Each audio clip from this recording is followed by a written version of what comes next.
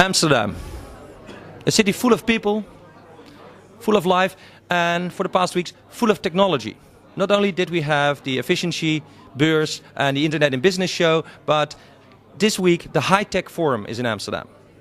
It's organized by Esther Dyson, fairly well known because of her newsletter Release2.0 and many conferences and activities in the field of information technology. Her latest book is Release2.0, which will come out in the shops in maybe a few months here. It's out in the States this month. And we're going to talk with Esther Dyson about the state of the IT industry. Welcome. Thank you. Hi.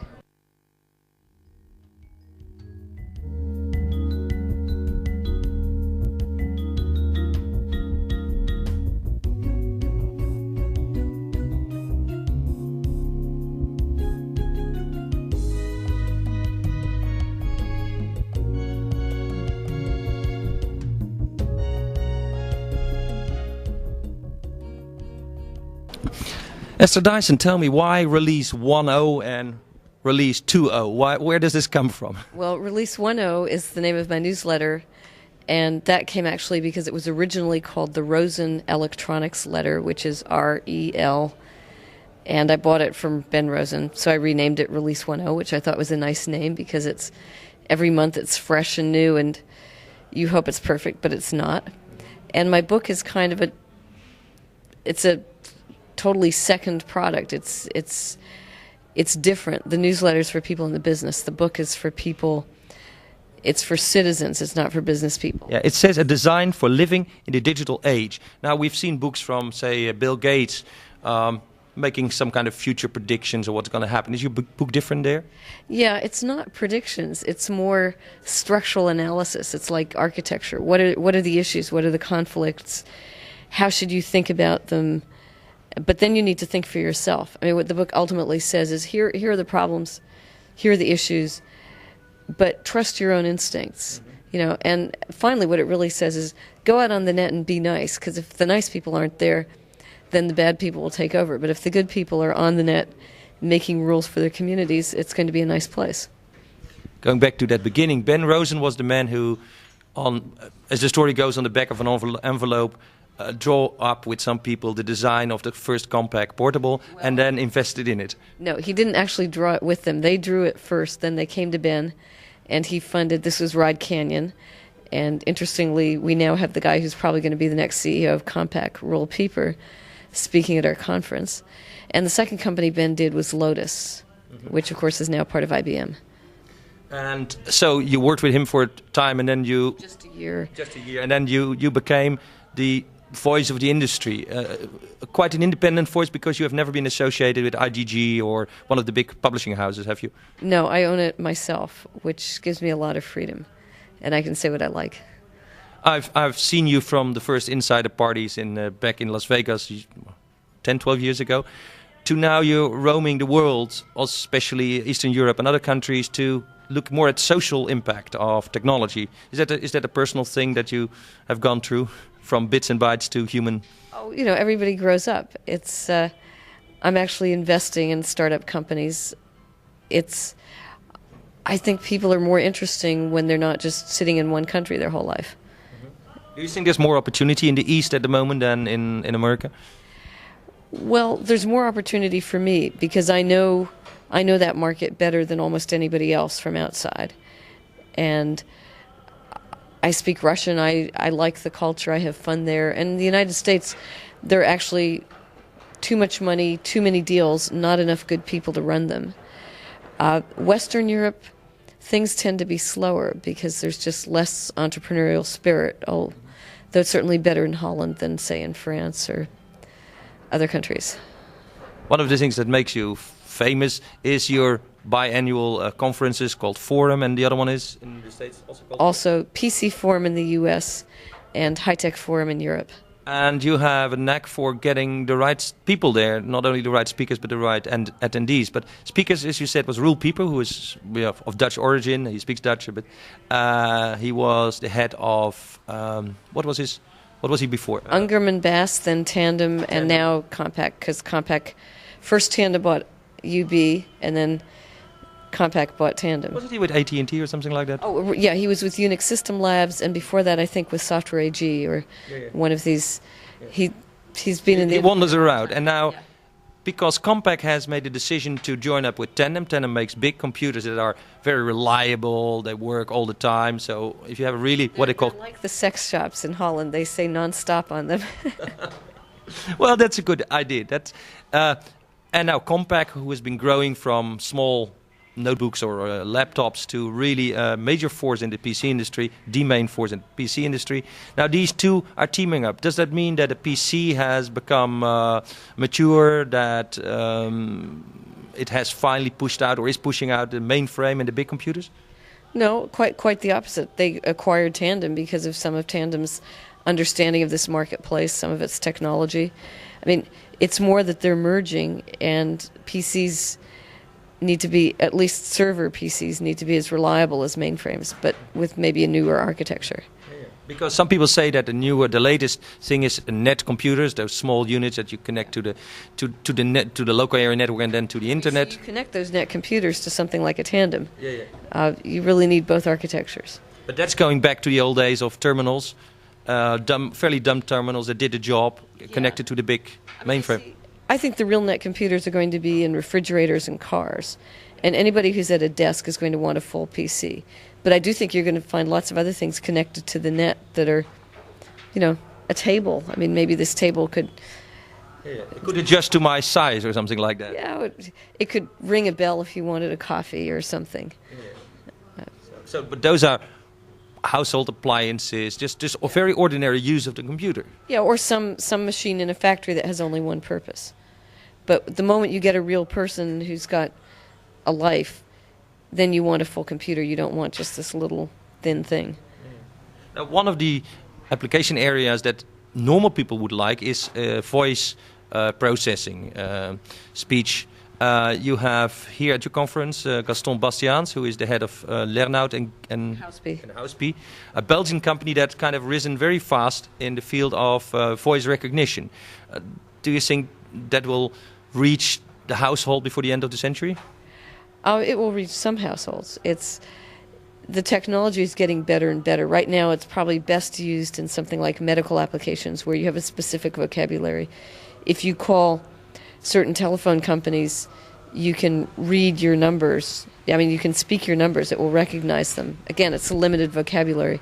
For doing plain dictation, they have a system that does it, and I think you're going to see more and more of it. The application fields that people now see is for lawyers and notary publics and people that process a lot of text in a standard form. But will it reach the household where kids can do their schoolwork with that? Oh, sure, and it will teach them to speak correctly, which is not a bad idea. Will it help bridge the gap that we still have between different languages? Well, Lernout and Houseby is doing something in those areas as well. Again, for contracts, for business, for things that are fairly structured, I think, yes, you can have translation. But I'd never let a machine translate my poetry, for example, or my book. That has been said for many things. We said never a machine would be able to defeat the world champion in chess, and it's happening. So but you see, chess requires intelligence. Poetry requires a soul, and that's really different. Can I deduct from that you don't believe that a machine can have a soul? When they do, then they will be not. I mean, there'll be some. Maybe they will, and that will be very exciting. But the ones we have now do not have souls. I mean, I'm perfectly prepared 100 years from now to let a new generation of machines with souls take over. Because if they really have souls, then... But this debate about is our mind some kind of machine, is our mind a meat computer that then can be reproduced in silicon or whatever form, it goes for the last 10 years, and there's people who say no, it never will, and other people, notably at MIT, Marvin Minsky says, yeah, it will. Yeah, I'm open-minded. I mean, as you say, lots of things have changed. But by the time a computer can translate poetry, it's going to be closer to us than to a computer. That's true. Coming back to your conference, you bring a lot of people here, not only to listen to some of your keynote speakers, but it's basically a mingling place, a marketplace for people with plans, With ideas. with ideas, and people who have money on the other side, maybe. Well, but you see, I don't like that vision of the market. Here are the people with the money, and here are the people with the plans. The market is trading information too. So what actually happens is somebody from Romania will pick up a good idea from somebody from the Netherlands, or somebody in Sweden will do a deal with somebody in the UK. Or, I mean, it's more than just buyers and sellers. It's competitors. It's seeing what's going on in the market. You can't be a good seller if you don't know what the other sellers are doing. And so what we try to do is create a real community. You would say that cyberspace would have a role in that by now, and that we would have a cyberspace forum where people would do it, but it seems that we still need to meet. You still need those pheromones floating around. You need that physical presence of people. And then afterwards you can send them email. But you need to sit over coffee. You need to... Do you feel that you have to see people regularly, say once a year or whatever, to be able to sustain that email contact? It depends. I mean, there's some people I haven't seen in a couple of years and I send them email, but you know, if you like them, you'd rather see them more often. Internet, it's on everyone's agenda. Nations want internet, companies want internet, but I have a feeling that the industry itself is more looking towards intranet and business-to-business application than making it a mass medium. Do you have the same? Well, every company wants the internet to be their own intranet. Companies do want that, but people don't. I mean, you know, what I like about the internet, it really gives power to individuals, not to mass consumers, but to individuals. And the individuals want the freedom to go anywhere. They don't want to be stuck on one intranet. So you have the same conflict between sort of the big things, whether it's big business, big government, big media, and individuals who want more freedom. And I think you're going to see, you know, not that the individuals will take over, but they'll have their way too. You travel a lot in Eastern Europe, and what do you see the role of the internet there? Does it help the small people or does it help the big? The big people in Eastern Europe mostly don't know about it, so it helps the small people, the new people, the young people, the international-minded people. And for them it's far more important than in Western Europe. In Western Europe, you have the facts, you're connected anyway. In Eastern Europe, the internet is a miracle, and people can use it. It's more of a lifeline, because here you could go to the library and find out about all these things, but there you could call the local computer store or something. And in Eastern Europe, things are much farther apart. So it's, yeah, you can get product support, you can talk to other people. It's a much thinner channel to a much longer distance. In the short term, we have a month ago to Comdex, which is a major focus point in the States. What do you see for the next 3 months? Well, for starters, I'm not going to Comdex. It's too big, and it's like the Hanover Fair. For the next 3 months, I see actually some very interesting things happening with electronic commerce, especially in Europe. Microsoft has an interesting little experiment they're going to try. A lot of the people at my conference are beginning to develop online commerce applications. I think there's going to be a lot of political discussion about freedom of speech and data protection and so forth in Europe, but I don't think any of that's going to be finished in 3 months. The main issues like copyrights and so on that seem to get resolved a little bit towards the end of last year didn't get resolved, like who owns databases and what can you do with it. Will that still play a role in where the industry goes, especially now that companies like Microsoft are taking standard internet content and kind of twitching it or tweaking it to be readable in a 40-column format? I don't think that's going to be resolved that fast either. It's certainly going to be an increasing issue. And you're dealing with, as you say, things like linking, framing.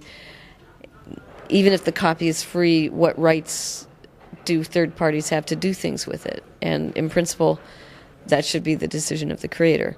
On the other hand, if the creator puts it out on the net, what realistic expectations does he have?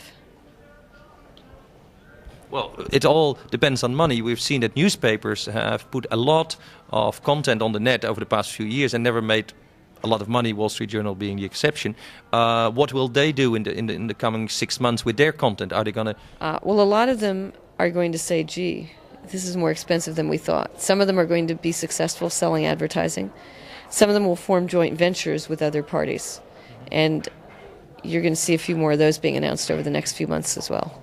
In Holland, you see that newspapers are now trying to get to some kind of clipping service where you have to pay for their archive material on a fairly reasonable basis to start with. But they're changing their attitude of giving it away free on CD-ROMs or whatever. You really have to pay, even getting it from the internet. Will that happen worldwide? I don't think so, because I think there's too much competition. Other people are giving it away for free. Why should the customers pay? So in small markets where there is a limited number of suppliers of, say, local language news, you might see that they will be able to charge, and in the worldwide situation... I don't think so. I mean, even in the Netherlands, you're not such a small country. You have more than one or two sources of news. Yeah, but if you want this specific article of the Volkskrant, which is a little bit left, or the Telegraph, which is a little bit right, and you want to read them... Yeah, maybe. But it's going to be... the point is not... do you have to pay or not? The point is how much you pay. And you're not going to pay a whole lot. Now you pay nothing. Yeah. That's the whole thing. People have said that in the States, after the wave of free internet, or at least unlimited time for $20 a month, there will be a new wave of more stringent use. Will that happen? I think so, because the current pricing scheme doesn't make sense. Somebody who uses it 5 hours a month pays the same as somebody who uses it 20 a day. Well, it's crazy. And I think you're going to need different kinds of pricing, priority of service pricing, all that. Will we see pricing per megabyte? You're going to see pricing per everything.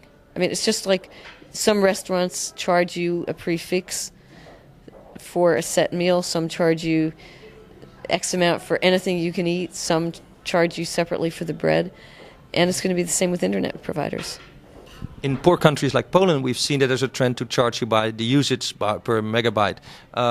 Is that an isolated example, or do you think that it's fairly common, or will be fairly common? There are some, and that creates other problems with spam and with, is it per megabyte sent or megabyte received and so forth. As I said, you're going to see all different kinds of pricing, and eventually it'll work itself out. We have a few years to go to the year 2000. What do you think in the year 2000 will be the major issue in the computer industry? That's an interesting one. I think we will have come to some resolution of the spam problem. Spam being that people can send you unsolicited email a lot. Right. All kinds of garbage. And, live girls make $1 million on the net by sending other people email, that kind of thing. I think it's going to be more like the telephone. How many people have you interviewed about the telephone? Lately, not much. I agree. So you'll be interviewing people about something that's on the net, whatever it might be. But the internet itself won't be interesting as a topic. What will be interesting is business is up or down this year, what companies are doing. So you expect like the Eastern Europe, Russia, by that time to be on, maybe not totally, but on equal foot as far as business practice goes with the West? Central Europe, absolutely. Russia is going to take a little more time. Well, anyway, we're going to talk to some more people at your conference. Thank you. I hope everything goes well. This was Esther Dyson from Release 2.0, and I'll just hold the book. So it will look different in the Netherlands. Thank you.